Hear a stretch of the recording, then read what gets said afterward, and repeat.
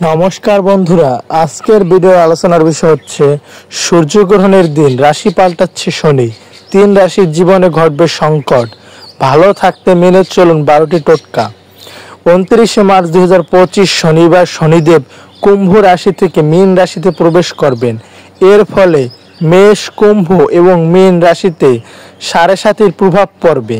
মকর রাশির জাতক জাতিকারা 7.5 থেকে মুক্তি পাবে। তাই জ্যোতিষশাস্ত্র মতে এই 3 রাশি মেষ, কুম্ভ ও মীন মানুষকে বিশেষ সাবধানতা অবলম্বন করতে হবে। এই 3 রাশির মানুষরা বিশেষভাবে সাবধান থাকবেন। কয়েকটি উপায় নিষ্ঠা সহকারে পালন করতে হবে আপনাদের। উপায় কি উপায় করলে এই মেষ, কুম্ভ ও মীন রাশির জাতক জাতিকারা শনির 7.5-এর প্রকোপ থেকে মুক্তি পাবেন দেখে নিন। 1. শনিদেবের মন্দিরে তামার পাত্রে তিলের তেল দান করুন আপনারা। 2. গরিব দুঃখীর আপনার সাধ্যমতো পোশাক দান করুন। গরিব দুঃখীকে আপনার যতটুকু ক্ষমতা আছে সে অনুযায়ী পোশাক দান করলে শনিদেবের প্রকোপ থেকে মুক্তি পাবেন। 3.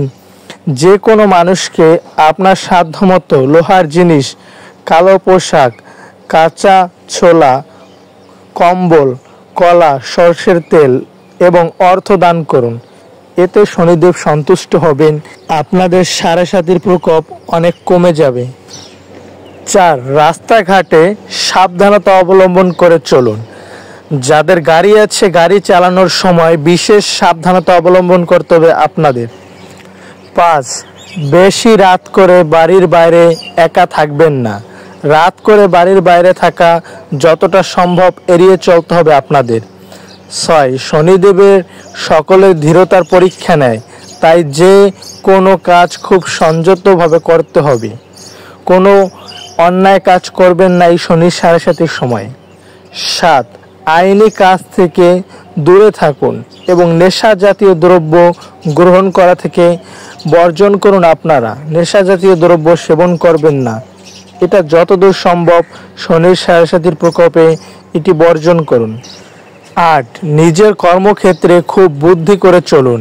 ঝামেলা এড়িয়ে চলাই ভালো। কোনো ঝামেলায় কর্মক্ষেত্রে না জড়ানোটাই আপনার জন্য এই সময় ভালো হবে। 9. মহাদেবের পুজো করার সময় মৃত্যুঞ্জয়ের মন্ত্র পাঠ করুন, এতে শনির 7.5 থেকে মুক্তি পাবেন। 10. হনুমান চল্লিশা পাঠ করুন, এতে শনির খারাপ প্রভাব থেকে আপনারা মুক্তি পেতে পারেন। এই সময় অনেকটা খারাপ চলবে এই মেষ, কুম্ভ ও মীন রাশির জাতক জাতিকাদের ক্ষেত্রে, তাই হনুমান চল্লিশা পাঠ করা আপনাদের জন্য আবশ্যক। 11. শনিবার শনিদেবের মন্দিরে পুজো দিয়ে হাতে লোহার আংটি ধারণ করুন, এতে শনিদেব সন্তুষ্ট হবেন, আপনাদের 7.5-এর প্রকোপ অনেক কমে যাবে। 12. কাক এবং কুকুরকে খাওয়ান এবং এদের কোনোভাবে আঘাত করা যাবে না এই সময় কাক এবং কুকুরদের যতটুকু সম্ভব যত্ন করুন, তাহলে শনিদেব সন্তুষ্ট হবে, আপনাদের 7.5-এর প্রভাব কমিয়ে দেবে। ভিডিওটি ভালো লাগলে অবশ্যই লাইক, কমেন্ট, শেয়ার করবেন। সবাই কমেন্ট বক্সে জয় শনিদেব লিখবেন। আমি দেখতে চাই শনিদেবের কতজন ভক্ত আছে। ধন্যবাদ বন্ধুরা।